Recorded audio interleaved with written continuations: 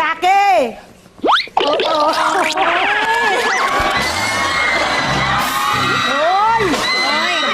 រងហើយចាគេគេថាគេចាជំរាបសួរតារាចាជំរាបសួរតារាកយុបាទអត់ទេសូមអនុញ្ញាតធ្វើការជំរាបជូនគណៈពេលនេះបងប៉ែនចម្រុងមិនមែនជាពិធីករទេចាអញ្ចឹងជាតារាសម្រាប់ចាតារាកិត្តិយសឥឡូវនេះគេថាតារាកិត្តិយសចឹងហ្មងអញ្ចឹងអត់អីទេទទួលបានថាខ្ញុំជាតារាកិត្តិយសដែរអញ្ចឹងលុយដប់បាទសូម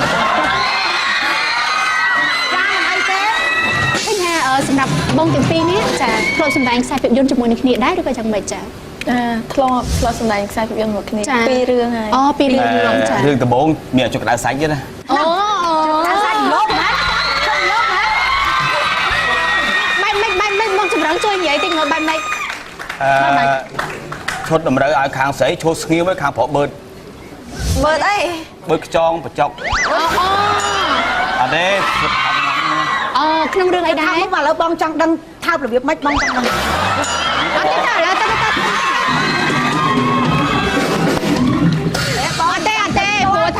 ព្រោះថាខ្សែភាពយន្តនឹងយើងតែពីនេះអត់បានមើលមែនទេបងធីមចាឥឡូវសុំសម្ដែងពិតហ្មងចាតែឥឡូវសុំតែឥឡូវចាំឃើញមែនចាំឃើញមែនបើ YouTube មើលរឿងអាព្រឿងងាប់ហើយឃើញហ៎អត់ទេឥឡូវមើលបងប្អូនសិតតែជាសាសាឡាថ្ងៃសម្រាប់អញ្ចឹងបានគាត់អញ្ជើញមកបានកុំអីល្អជាងនាំកាត់ពេលមនុស្សហ្នឹងមិនបាច់កុំអីនាំកាត់ពេលមនុស្សឥឡូវដូចថាកូនស្រីគឺជាតារាភាពយន្តមួយដួងតែទៅមិនរះទេមិនអញ្ចឹងហ៎រះយូរហើយតែតុំតាទៅបានការចាប់អារម្មណ៍មកពីគាត់អូចឹងទៅទទួលបានការចាប់អារម្មណ៍តែពិតបងស្គាល់ដាលីយូរហើយតែចង់និយាយថាគាត់នឹងដឹងថាដាលីគឺជាកូនតកែផលិតកម្មគាត់នឹងដឹងប៉ុណ្ណឹងចាតែត្រង់ថាការសម្ដែងរបស់ដាលីឲ្យវាជ្រាលជ្រៅបងអត់ទាន់បានដឹងដោយសារតែដាលីទៅមិនចាប់ដើមប្រឡូកចាអ្នកទាំងពីរត្រៀមខ្លួនបង្កើតកូនហើយនៅសំទោសមែនទេត្រៀមខ្លួនឆ្លើយនៅហើយចាចង់ដឹងថាតើចម្លើយចម្រុងនឹងដាលីតើគាត់ឆ្លើយរបៀបម៉េចសូមអនុញ្ញាតសម្រាប់បន្តិចសិនទីមួយគឺបានការស្រឡាញ់ពិតប្រាកដចាមនុស្សដែលរាប់អានពិតប្រាកដចាសូមអនុញ្ញាតបងប្អូនទីចូលមកការកម្មវិធីសើចមកពេលអានកំបាំងក្នុងអានកំបាំងចាឃើញថាកម្មវិធីមុនយើងបានសាកសួរជាមួយនឹងសំណួរស្រាលជាច្រើនជូនទៅដល់តារាកិត្តិយសទាំងពីរបែបសប្បាយរីករាយណាប៉ុន្តែសំណួរនៅក្នុងវគ្គនេះធ្វើឲ្យប្រិមត្តសេរីជនតឹងរង់ចាំស្ដាប់ថាតើអ្វីដែលគាត់បកស្រាយនោះគឺស័ក្តិសមជាមួយនឹងអ្វីដែលលោកអ្នកចង់ទទួលដឹងដែរឬអត់ចាដោយសារតែចម្រុងមិនធ្លាប់មានស្នេហាដល់អញ្ចឹងឥឡូវមានស្នេហាអញ្ចឹងទៅដល់ពេលទុះក្តាំងអញ្ចឹងមកតើក្នុងអារម្មណ៍ចម្រុងគិតថាខ្លួនឯងអស់ចាឬមួយក៏យ៉ាងម៉េចចំពោះរឿងនេះវាហាក់ដូចជាមានចំណាយច្រើនបងចំណាយច្រើនបែបដំបងដែលកាត់ហេតុការផ្ទុះនេះមកគឺខ្ញុំសូមលើកដៃសុំទោសសំភាសសុំទោសដែរពុកមនុស្សដំបងគឺខ្ញុំសូមសំភាសសុំទោសពុកម្ដាយរបស់ដាលីមុនសិនដែលធ្វើឲ្យក្រុមគ្រួសារគាត់មានរឿងច្រើននៅកាន់មកកោះហើយទី2គឺខ្ញុំសុំទោសដល់លោកពុកអ្នកម៉ែខ្ញុំដែលតែងតែមានការបារម្ភពីខ្ញុំមានការរហូតដល់គាត់ស្ទើរតែមានជំងឺបេះដូងបាទព្រោះពេលនេះខ្ញុំសូមប្រាប់ថាវាបានធូរស្រាលខ្ញុំគិតថាបានធូរស្រាលហើយប៉ុន្តែមិនដឹងថាយ៉ាងណាទេហើយរឿងទាំងអស់កើតឡើងក៏ខ្ញុំនៅតែចង់ឲ្យអ្នកទាំងអស់គ្នាដែលកំពុងតែមានការតាមដានហើយចង់ស្ដាប់ថាខ្ញុំបកស្រាយរឿងយ៉ាងណាទី1គឺបានការស្រឡាញ់ពិតប្រាកដចាមនុស្សដែលរាប់អានពិតប្រាកដចាហើយចំណេញមួយទៀតចំណេញសំខាន់បំផុតនោះគឺខ្ញុំចំណេញត្រង់ម្ដាយរបស់កូនខ្ញុំពិតប្រាកដម្នាក់អូយចំណេញបានម្ដាយកូនបាទចង់ន័យថាឥឡូវកំពុងតែមានកូនមិនទាន់មានតែអនាគតអនាគតចម្រុងឯងនិយាយបានត្រឹមត្រូវបងប្រហោងពោះប៉ិនក្តិតជិលហ្នឹងហើយបន្ទាប់ពីការអាណិតបន្ទាប់ពីការស្រឡាញ់គ្នាធម្មតាបើនៅធម្មតាតែនៅពេលដែលមានឧបសគ្គមួយបាទចូលមកដល់ជីវិតស្នេហារបស់ប្អូនទាំងពីរហើយឧបសគ្គនោះគឺជាលោកឪពុករបស់ដាលីគាត់បានរៀបរៀងអ្នកទាំងពីរមិនឲ្យជួបគ្នាចាតើក្នុងអារម្មណ៍អ្នកទាំងពីរបែបម៉េចចាប្អូនដាលីបងបានស្ដាប់នៅក្នុងคลิปហើយបងចង់ដឹងចម្រុងប្រុសដាលីនិយាយហើយអស់ហើយគឺនិយាយគ្មានសល់ទេនៅក្នុងคลิป ចម្រុង សម្រាប់ខ្ញុំនៅខ្ញុំក៏ចង់ជំរាបទៅដែរខ្ញុំយល់ពួកខ្ញុំក៏ជាពូម្នាក់ដែលមានខ្លួនកំមុំដែរ ចា ហើយខ្ញុំក៏ធ្លាប់មានទំនងដែរខ្ញុំមិនដែរថាអត់យល់ពីសកម្មភាពរបស់មនុស្សទេអញ្ចឹងខ្ញុំយល់ថារវាងអនាគតអ្នកណាក៏ចង់បានអនាគតដែលល្អមួយចង់នៅជាមួយនឹងម្នាក់ដែលយើងពិតជាស្រឡាញ់អាណិតចូលចិត្តហើយយើងយល់ចិត្តគ្នាអាចនៅមួយគ្នាបានសុខសប្បាយនៅមួយគ្នាដែរអញ្ចឹងនៅពេលដែលខ្ញុំគិតថាខ្ញុំបញ្ញាថាខ្ញុំត្រូវតែទទួលបានមនុស្ស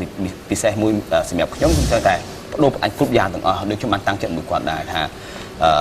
ចំពោះរឿងគ្រប់យ៉ាងខ្ញុំអត់ទៅក្រោយទេខ្ញុំទៅមុខចុះបើគាត់នៅតែមិនឲ្យចម្រុងជួបជាមួយនឹងដាលីនៅតែទៅមុខទៀតនៅតែទៅមុខនឹងទៅរបៀបម៉េចទៅដោយមេបាតាដូនឬមួយក៏ទៅតាមផ្លូវកាត់អត់ទេពេលយើងព្យាយាមទៅតាមផ្លូវត្រង់តាមទម្លាប់ប្រពៃណីប៉ុន្តែយើងគាត់សង្ឃឹមថាសូមខន្តីបេទោចំពោះគាត់ដែរតែមើលថេកខៀកូននិងការបារម្ភពីកូននេះក៏នេះជាការស្រឡាញ់ច្រើនការស្រឡាញ់កូនប៉ុន្តែខ្ញុំនៅជំរាបថានេះក៏ដោយការស្រឡាញ់ដូចគ្នាដែរមិនបានចង់ឈ្នះចាញ់អ្នកណាម្នាក់មិនចង់ឲ្យរឿងនេះកើតឡើងអញ្ចឹងមិនចង់ឲ្យរឿងនឹងទូមានការបញ្ហារសើបជាងទេគ្រាន់តែចង់ឲ្យបញ្ជាក់ថាខ្ញុំក៏មានបេះដូងនៃការស្រឡាញ់ដូចគ្នាដែរប៉ុន្តែខ្ញុំអ្វីដែលគាត់ហាមគាត់វាលើសពីអ្វីដែលធម្មជាតិរបស់ខ្ញុំអាចទទួលបានព្រោះធម្មតាមនុស្សម្នាក់តែតែចង់បាននៅក្តីសន្យាពិតប្រាកដមួយកើតឡើងហើយខ្ញុំមានចំពោះគាត់មានចំពោះខ្ញុំហើយអញ្ចឹងខ្ញុំគាត់តែបញ្ជាក់ជាមួយគុណគាត់ថាខ្ញុំមានហើយអញ្ចឹងបើគាត់នៅតែប្រឆាំងរឿងតាមដំណើរវានឹងកើតឡើងមូលហេតុចេះគាត់ក៏នឹងពេញចិត្តខ្ញុំនឹងពេញចិត្តគាត់ហើយវានឹងមានរឿងបន្តទៀតតាមធម្មជាតិតាមពេលវេលាដែលបង្កើតឡើងរឿងបន្តទៀតអញ្ចឹងទៅអរគុណលោកចម្រុងនិងដាលីចង់ដឹងថាតើកម្មវិធីរបស់យើងនឹងបង្ហាញអ្វីសម្រាប់ចម្រុងនិងដាលីចាឥឡូវសូមក្រុមការងាររបស់យើងត្រៀមបង្ហាញជូនចម្រុងនិងដាលីចាពេលនេះសូមអនុញ្ញាតអ្នកទាំងពីរទស្សនាជាមួយនឹងคลิปវីដេអូរបស់យើងចាដូចតទៅសូមអញ្ជើញបាទក្នុងពេលនេះខ្ញុំបាទសូមផ្ដាំផ្ញើជាពិសេសខ្ញុំសូមបកស្រាយនៅមុខមហាជននិងទស្សនិកជនទាំងអស់ជាពិសេសផ្ដាំទៅកូនស្រីក្នុងនាមជាឪពុកម្នាក់ខ្ញុំចង់បើកចិត្តឲ្យបានដឹងដល់ទស្សនិកជនបានដឹងថាក្នុងនាមជាឪពុកម្នាក់គ្មានពីណាគេចង់ឲ្យកូនស្រីបានទទួលលទ្ធផលអាក្រក់ខ្សែគប់មនុស្សអាក្រក់ហើយធ្វើអ្វីដែលខុសពីទំនៀមទម្លាប់ប្រពៃណីវប្បធម៌ខ្មែរយើងទេអ្វីដែលយើងធ្វើទៅគឺយើងការពារទីមួយយើងខ្លាចកូនស្រីមានគ្រោះថ្នាក់ចរាចរណ៍កូនស្រីត្រូវគេចាប់រំលោភកូនស្រីត្រូវគេចាប់ចម្រិតកូនស្រីគេធ្វើបាបដោយវិធីច្រើនលក្ខនឹងលក្ខម្ល៉េះហើយក្នុងនាមជាឪពុកយើងនឹងប្រឈមមុខនឹងឧបសគ្គសពគ្រប់បែបយ៉ាងសូម្បីយើងទទួលសម្ពាធពីមជ្ឈដ្ឋានខាងក្រៅគេថាយើងនឹងធ្វើអញ្ចឹងមិនត្រូវនឹងជាកាតព្វកិច្ចរបស់យើងដែលយើងចង់ឲ្យកូនស្រីបានល្អហើយចង់ឲ្យកូនស្រីបានអ្វីដែលកូនស្រីបងមកថាចង់បានអ្វីមួយហើយនឹងឲ្យសមនឹងមិនថានឹងឲ្យសមនឹងពូជពងមងតកូលឬមួយសមនឹងលើយើងលុយកាក់យើងអាចរកបានអ្វីដែលយើងចង់បានហ្នឹងគឺសេចក្តីសុខរបស់កូនដែលគាត់ជ្រើសរើសមនុស្សទៅគាត់មានសេចក្តីសុខរហូតដល់គាត់ចាស់ស្លាប់រៀងខ្លួនតែហ្នឹងជាឪពុកដែលចង់បានហើយមិនមែនតែខ្ញុំម្នាក់ឯងចង់បានទេគឺក្រុមគ្រួសារខ្ញុំទាំងមូលពូជពងពូជម្បូរខ្ញុំទាំងអស់ដែលគាត់ចង់បានម្ល៉េះហើយខ្ញុំសូមជូនពរឲ្យកូនមានសុខភាពល្អហើយបើកូនចង់បំពេញការងារក្នុងអាជីពសិល្បៈអាជីពទីកអីហ្នឹងគាត់អាចធ្វើតាមចិត្តឬមួយគូសកលណាដែលគាត់គិតថាគាត់ផ្លូវល្អរបស់គាត់ហ្នឹងគាត់ធ្វើឲ្យបានជោគជ័យហើយបើសិនជាគាត់មានបញ្ហាថ្ងៃណាមួយគាត់ដឹងថាគាត់ធ្វើទៅខុសហើយគាត់ធ្វើទៅមិនបានជោគជ័យទេហើយគាត់ដឹងថាគាត់មានកំហុសឬមួយមិនហ្នឹងគាត់អាចបកក្រោយឬមួយគាត់អាចធ្វើអ្វីដែលល្អវិញហ្នឹងគឺឪពុកហ្នឹងគឺចាំទទួលកូនមិនចោលទៅបែបកូនក្នុងស្ថានភាពបែបណាក៏ដោយយើងបង្កើតកូនមកគឺយើងត្រូវមើលរហូតដល់យើងស្លាប់បានអស់ទូនាទីយើងស្បើយើងស្លាប់ទៅក៏យើងត្រូវមានគេឈ្មោះទុកឲ្យគាត់មានទ្រព្យសម្បត្តិទុកឲ្យគាត់ដែរអាហ្នឹងទូនាទីរបស់ឪពុកម្ដាយទូទៅក្នុងលើពិភពលោកគឺជាពិសេសប្រជាជនកម្ពុជាយើងហ្នឹងគឺមានទូនាទីសំខាន់ក្នុងការធ្វើអ្វីហ្នឹងស្នងឲ្យកូនហើយបើគាត់ដឹងថាអ្វីដែលគាត់ធ្វើទៅមិនបានផ្លែផ្កាឬមួយខុសគាត់អាចគិតឡើងវិញហើយក្រុមគ្រួសារអត់មានបញ្ហាអីគឺនៅរក្សាគាត់ជាកូនដដែលនឹងស្រឡាញ់គាត់ជាងមុននៅពេលឃើញគាត់ធ្វើអ្វីខុសហើយគាត់ដឹងកំហុសបាទហ្នឹងគឺជាបណ្ដាំរបស់ខ្ញុំហើយជាពិសេសខ្ញុំចង់បកស្រាយបានច្បាស់លាស់នៅក្នុងពេលនេះដែរបាទសូមអរគុណចាឃើញថាបន្ទាប់ពីយើងបានធ្វើការបង្ហាញជូននៅវីដេអូចារបស់លោកប៉ាកញ្ញាដាលី ជួនទៅដល់ប្រិមត្តទស្សនិកជនបានទទួលទស្សនាជាពិសេសអ្នកទាំងពីរបន្ទាប់ពីបានទទួលស្ដាប់នៅពាក្យពេចន៍ដែលគាត់បានធ្វើការនិយាយមកកាន់អ្នកទាំងពីរហើយតើចំណាប់អារម្មណ៍នៅពេលនេះយ៉ាងម៉េចដែរ ទោះបីជាយ៉ាងណាក៏គាត់នៅតែជាឪពុកម្ដាយរបស់ខ្ញុំទោះបីយ៉ាងណាទោះបីជានិយាយទៅកាត់សាច់កាត់ដៃគេបងទោះបីជាគាត់ដូចថានៅក្នុងបើថាគាត់មិនព្រមទទួលស្គាល់ឬមួយក៏យ៉ាងណាក៏ដោយតែគាត់ខ្ញុំនៅតែគោរពគាត់ជាឪពុកម្ដាយខ្ញុំរហូតគ្រាន់តែខ្ញុំចង់ឲ្យគាត់គោរពតាមការសម្រេចចិត្តរបស់ខ្ញុំខ្លះផងហើយខ្ញុំដឹងថាគាត់ស្រឡាញ់ខ្ញុំប៉ុន្តែខ្ញុំជឿជាក់ថាគាត់ក៏អត់ចង់ឃើញខ្ញុំពិបាកជាងនេះដែរព្រោះគាត់ដឹងស្រាប់ទៅថាខ្ញុំមានជំងឺមិនអីមិនចឹងចាហើយខ្ញុំសង្ឃឹមថាគាត់នឹង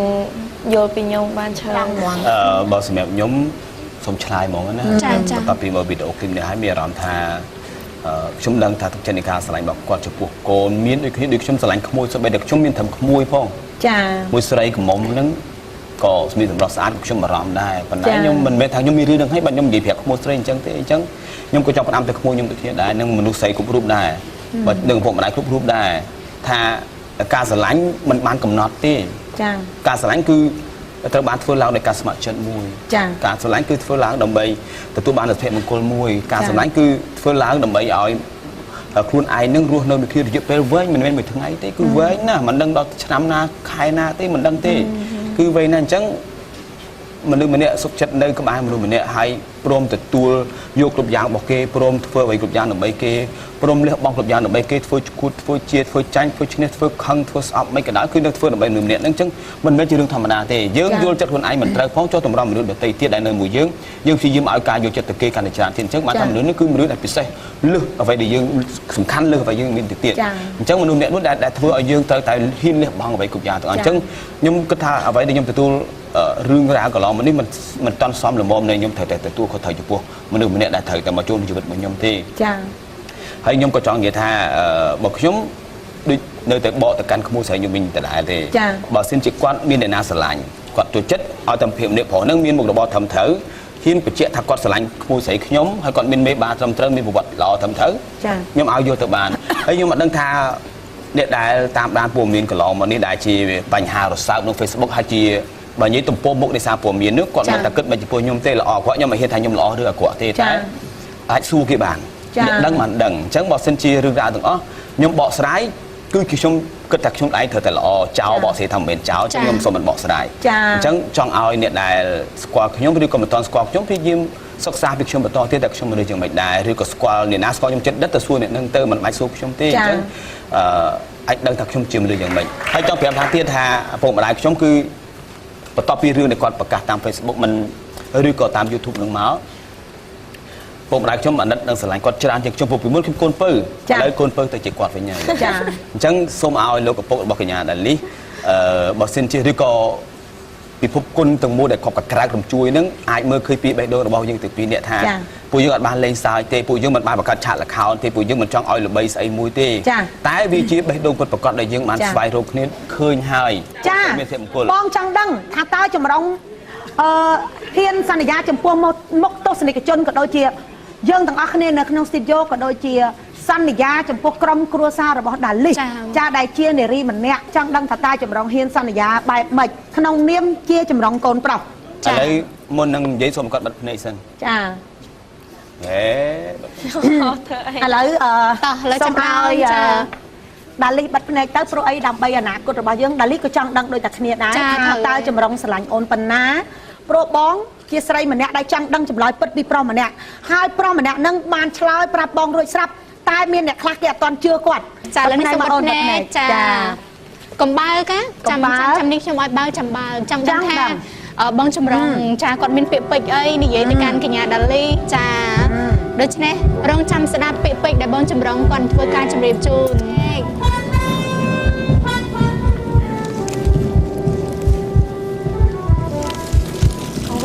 គេហ្នឹង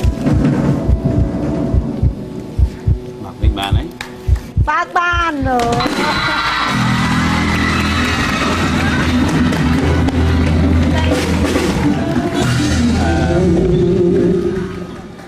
សម្រាប់ខ្ញុំមានអត់មានពាក្យអីច្រើននៃការពិភាក្សាថា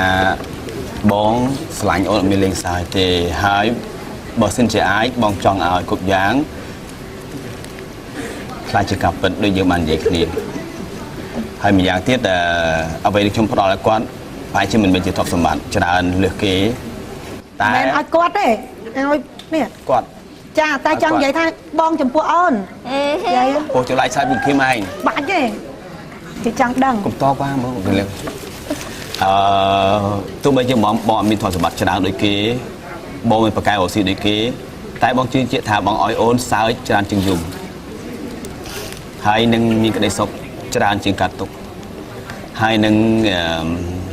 ទទួលបានគ្រប់យ៉ាងដែលអូនប្រាថ្នាបងនឹងព្យាយាមឲ្យអស់ពីលទ្ធភាពដើម្បីរកឲ្យអូខេ អូខេ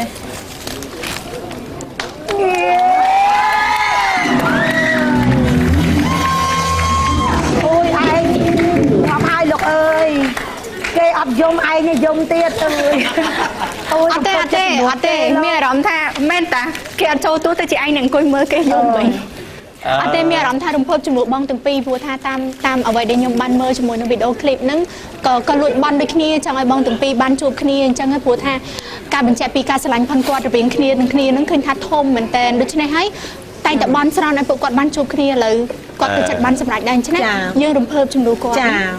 តែគាត់បានធ្វើខ្ញុំគិតថាខ្ញុំក៏ជាមនុស្សដែលមានសំណាងជាងគេលើលោកដែរ ចា ដោយខ្ញុំបានទទួលមនុស្សម្នាក់ដែលសមនឹងបំណងនឹងក្តីសម័យរបស់ខ្ញុំយូរណាស់មកហើយ33 34ឆ្នាំខ្ញុំទៅមហោបានអញ្ចឹង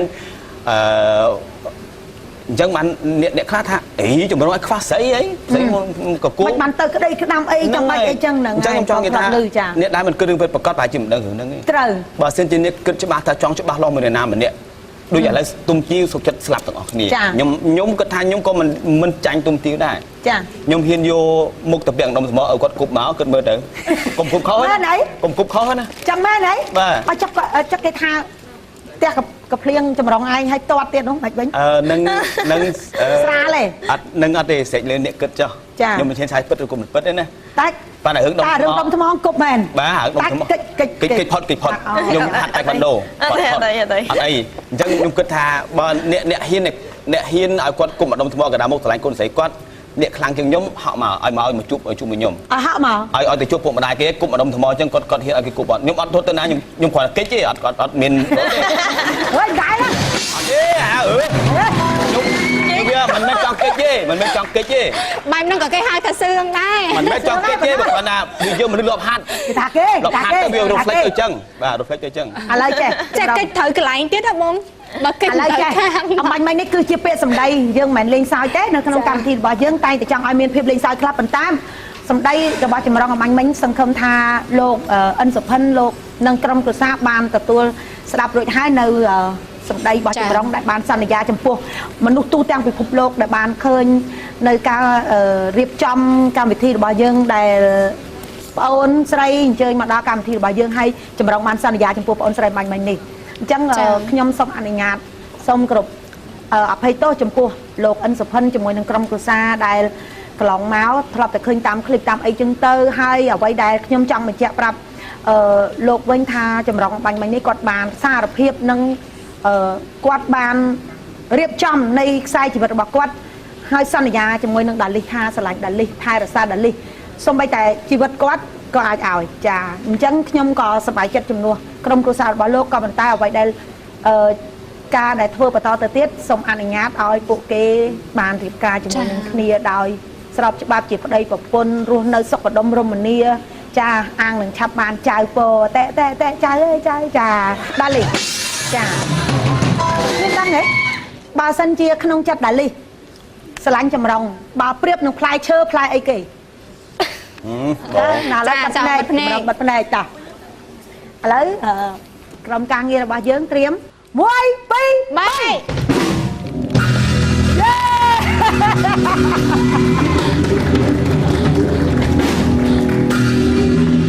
ហើយហ្នឹង អី ហើយហ្នឹង ហើយហ្នឹង អីគេហ្នឹងហេតុអីបានជាដាលីតម្រូវជូនកាដូនឹងឲ្យគាត់ និយាយទៅយើងពីអ្នកទៅមកពីប្រទេសថៃ ចា ហើយនៅពេលដែលទៅហាងមួយហ្នឹងហើកៅអៅម្នាក់មកកាផ្លេ ចា ដល់ពេលលុយបាត់នៅសល់ក្នុងកាបូបត្រូវដូចថាគ្រប់ សម្រាប់តែមកផ្លេចឹងគាត់សុខចិត្តអត់យករបស់គាត់សុខចិត្តខ្ញុំគាត់ថាសុខចិត្តឲ្យខ្ញុំថាអត់តើអញទិញកាផ្លេអូនឯងគាត់អត់យករបស់គាត់ទេដល់ពេលហើយខ្ញុំលួចទៅទិញឲ្យគាត់កោះកាតឆោតកាតទិញឲ្យគាត់ទៅទិញឲ្យគាត់មកកាផ្លេហ្នឹងចាគេស្រឡាញ់អើយស្អាញ់គេធំជើងហ្នឹងបងអូចាស់ចំណាប់ប៉ុណ្ណឹងស្អែកជូតអត់ទេរឿងធំជើងក៏ប្រាប់គេដែរលាក់ទៅខ្លះអត់ទេក្នុងវគ្គសម្ភាសពិសេសនេះដោយសារតែបងអូនស្រីដាលីមានវត្តមាននៅទីនេះធ្វើឲ្យកម្មវិធីរបស់យើងចាគឺម៉ាស៊ីនយកគឺសប្បាយមែនតើថ្ងៃនេះសប្បាយហើយថែមទាំងរំភើបជាមួយនឹងបងអូនទាំងពីរហើយថែមទាំងបានដឹងនៅសម្ដីពិតរបស់ចម្រុងសច្ចាប្រណិធានចំពោះដាលីចាអរគុណមែនតើជូនពរចាដល់បងអូនទាំងពីរសូមឲ្យបងអូនសម្រេចបានគោលបំណងសូមឲ្យបងអូនទទួលបានសេចក្តីសុខច្រើននឹងសុភមង្គលបង្កើតកូនបង្កើតចៅឲ្យណាននៃហោចឹងទៅអាមិនវាតែងតែអីគេឲ្យកើតស្រូវកើតអង្គកើតកូនកើតចៅអញ្ចឹងទៅហ្នឹងហើយអញ្ចឹងបងក៏មិនមានអីច្រើនដែរអញ្ចឹងសូមឲ្យបងអូនទាំងពីរមានអីបន្តិចដើម្បីទស្សនិកជនបន្តិចទៅចាហើយយើងនឹងបញ្ចប់កម្មវិធីវគ្គសម្ភាសន៍នៅត្រឹមនេះចាសូមអញ្ជើញដាលីបាទមេ account មុនទៅបាទមានទេបាទបើហ៊ានលក្ខណៈដូចថានិយាយអីប៉ះពាល់ដូចរុញធនីគេធ្លាក់ទឹកអញ្ចឹងចឹងអូននិយាយអូនតែមុនចាចុងក្រោយក៏សូមអរគុណដល់អ្នកទាំងអស់គ្នានៅក្នុង Facebook ដែលគាត់តែងតែ comment លើកទឹកចិត្តហើយឲ្យកម្លាំងចិត្តដល់ពួកខ្ញុំទាំងពីរនាក់ហើយជាពិសេសទៀតនោះគឺថាអរគុណដល់លោកប៉ាដែលគាត់បើកចិត្តឲ្យទលាយហើយទទួលយកការសម្រេចចិត្តរបស់ខ្ញុំហើយអរគុណបងដូចគ្នាធ្វើញាក់អីណាខ្ញុំមិននិយាយលេងសើចទេដោយកន្លែងណាខ្លះក៏មានការលេងសើចខ្លះប៉ុន្តែក្នុងនោះគឺជាការពិតទាំងអស់ដែលខ្ញុំបានធ្វើការបកស្រាយជូនមិនមែនចង់យកឈ្នះយកចាញ់ដូចអាចជំរាបចឹងថាមិនចង់ឲ្យរឿងនឹងខ្ចោខ្ចាយឬក៏រឿងនឹងកើតឡើងអីធំដុំទៀតទេសូមឲ្យបំណងខ្ញុំថ្ងៃនេះគឺសង្ឃឹមថាលោកអ្នកឲ្យបានជាទាំងអស់គ្នាថាខ្ញុំចង់ឲ្យរឿងនេះស្ងប់ស្ងាត់ហើយបញ្ចប់តិចហើយមានរឿងល្អទាំងសងខាងទាំងក្រុមគ្រួសារគាត់ទាំងក្រុមគ្រួសារខ្ញុំដើម្បីឲ្យគ្រប់យ៉ាងក៏មានបញ្ហាព្រោះថាមានបញ្ហាកើតឡើងទាំងផ្លូវចិត្តទាំងផ្លូវកាយទាំងការទទួលទាននេះគឺមានបញ្ហាមិនថាតែគាត់ទេគឺខ្ញុំក៏មានដែរខ្ញុំមានអារម្មណ៍ចង់ធ្វើការហើយក៏សុំទោស producer សុំទោសម្ចាស់កម្មវិធីសុំទោសស្ថាបត្យកម្មនិងក្រុមការងារនិងមិត្តភ័ក្តិហើយឬក៏អ្នកដទៃទៀតក្នុង Facebook ដែលជួយឈឺឆ្អាលខ្ញុំអ្នកខ្លះក៏ឆ្លោះដើម្បីខ្ញុំអីនឹងគឺខ្ញុំអរគុណច្រើនមែនទេបងពីគេប្តឹងដែរបាទដែលមានការឈឺឆ្អាលនេះគឺពិតជាខ្ញុំអរគុណមែនទែនហើយខ្ញុំពិតជាទ្រាំមែនទែនសង្ឃឹមថាការទ្រាំរបស់ខ្ញុំនេះនឹងធ្វើឲ្យគ្រប់យ៉ាងប្រសើរបានហើយក៏សង្ឃឹមថានឹងអាចធ្វើឲ្យគ្រប់យ៉ាងមានភាពល្អប្រសើរជាងមុនហើយក៏សង្ឃឹមថាលោកអ្នកនៅតែគ្រប់គ្រងខ្ញុំបន្តទៀតពួកខ្ញុំទោះបីជាមានគ្រួសារខ្ញុំទៅបន្តសិល្បៈរហូតប៉ុន្តែលក្ខណៈប្រពន្ធខ្ញុំឲ្យឈប់ហើយប្រពន្ធឲ្យឈប់ហើយប្រពន្ធឲ្យឈប់ទៅឲ្យឈប់ទៅបរាធីកឲ្យបានបាត់ដាសម្លាញ់អត់បានទេបាទហេតុអីខ្ញុំអោបទូស្រីបានគាត់ជឿបងទៅឲ្យឈប់ទៅកុំឲ្យមានអ្នកណាមកពាល់ចាន់និយាយថតគឺប្រចាំយើងមកហើយចង់គិតអារម្មណ៍គាត់វិញនេះយ៉ាងខ្ញុំប្រាប់គាត់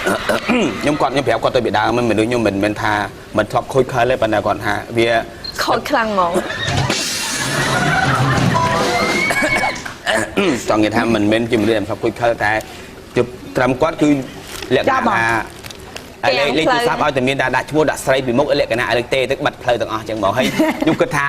បន្ទាប់ពីរឿងនេះទៅខ្ញុំក៏មានផ្លូវត្រូវដើរទៀតដែរអញ្ចឹងខ្ញុំត្រូវតែស្មោះមិនត្រូវតែស្មោះគឺខ្ញុំស្មោះគាត់តែមិនចម្រងឯងឈប់ក្បត់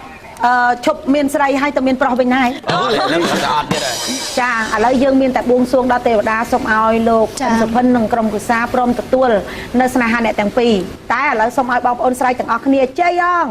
ជ័យសួងសុខអងអ្នកទាំងពីរការហើយនេះកើតកូនកើតចៅកើតស្រូវកើតអង្គមែនអងមែនបើមែន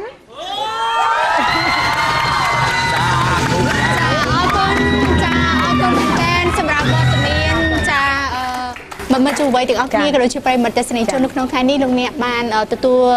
ស្រ័យនៅចម្ងល់ដែលលោកបានឆ្ងល់ហើយក៏